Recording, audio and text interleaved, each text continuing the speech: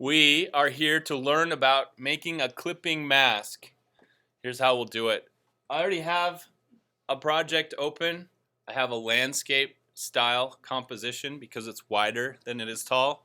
I don't think that I need to show you how to start a project anymore. Just want you to see this.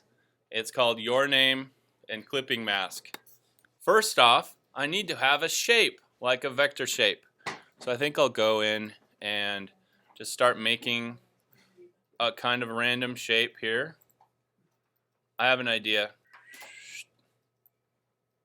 What's it look like? Kind of like a flying saucer. We'll see. I'll make it a little better. Okay, here's kind of a cheesy flying saucer. So I think that I'll make this into a shape with a fill. I don't care about having a stroke. Think that I'll make this show the transparency grid too. So we're all upfront about what's transparent and what's actually a fill or what's white. So I've got a shape right here.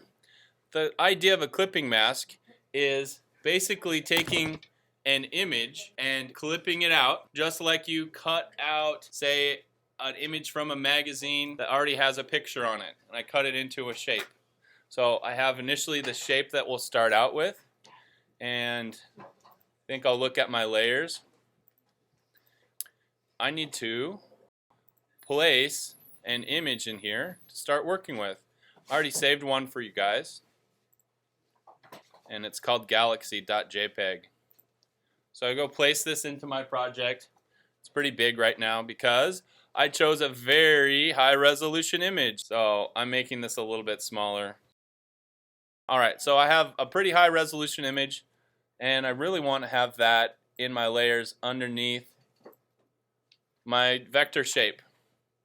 Okay, so this is really fast from here on.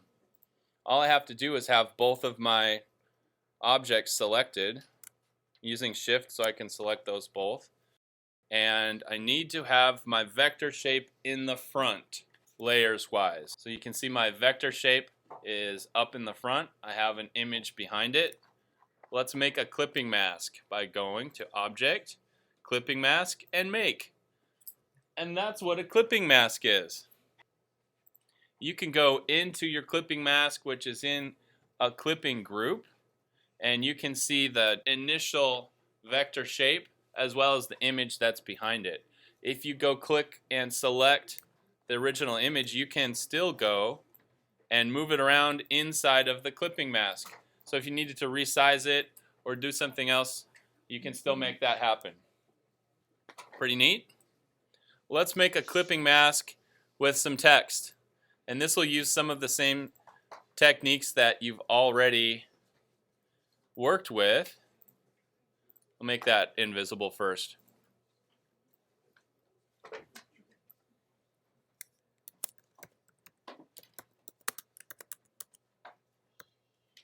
Clipping mask is what I typed.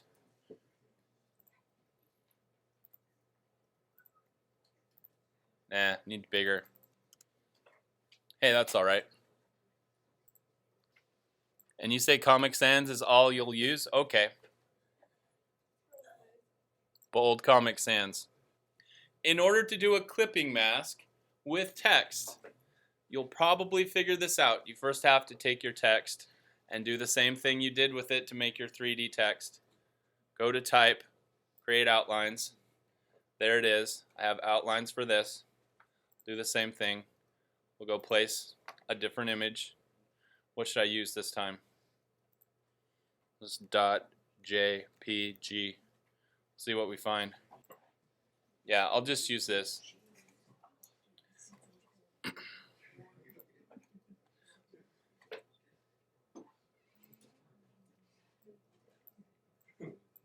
I know this is a copyrighted image. It's okay, don't worry. We're using it for educational purposes. So just need my image underneath my vector shape.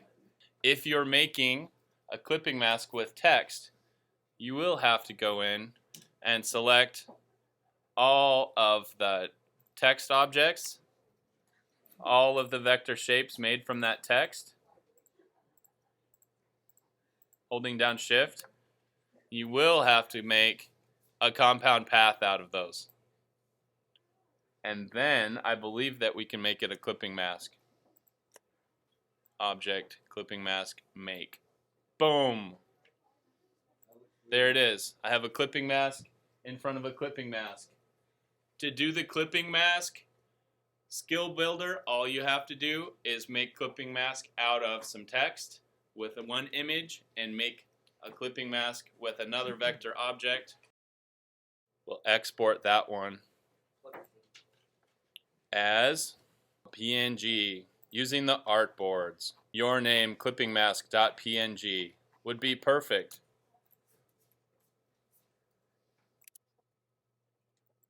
And then send me one like that. That's all I need. Clipping mask.